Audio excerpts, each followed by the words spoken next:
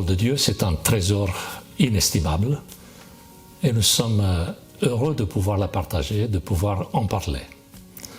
L'habitude que nous avons, c'est de voir dans la parole de Dieu un trésor qui nous amène vers des vérités, vers des enseignements sur ce qui est juste, ce qui est moral, ce qui est bon. Mais il est moins habituel de voir dans cette parole des pistes comme étudier l'art, la beauté ou approfondir les sciences. Voilà, c'est le thème de cette semaine. Comment la parole de Dieu nous invite-t-elle à approfondir, qui relève des sciences humaines ou des sciences exactes? Alors que, comme je viens de l'expliquer, cette parole est plutôt vue comme un repère, comme un enseignement.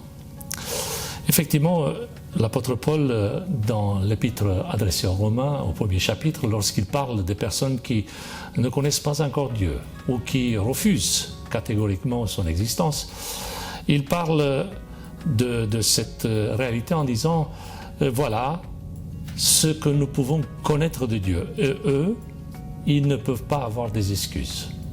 Parce qu'effectivement, ce qu'on connaît de Dieu, c'est clair, c'est visible. Et nous lisons dans le premier chapitre, au verset 20, « En effet, les perfections invisibles de Dieu, sa puissance éternelle et sa divinité se voient comme à l'œil depuis la création du monde, quand on les considère dans ses ouvrages. » Voilà une piste de réflexion.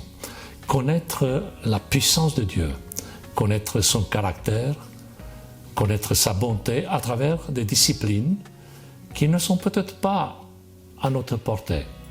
Étudier une œuvre d'art, étudier un poème, écouter une musique, ou à l'opposé, faire de la science, étudier des disciplines scientifiques.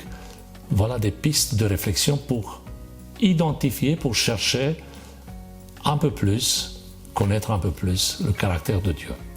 Bien sûr, la Bible n'est pas un livre d'art, la Bible n'est pas non plus un livre de science.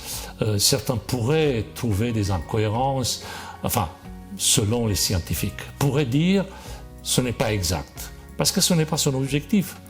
Mais ça ne veut pas dire non plus que la Bible est loin de parler d'une exactitude ou des aspects qui sont liés à la beauté intérieure, s'il est question des sciences humaines.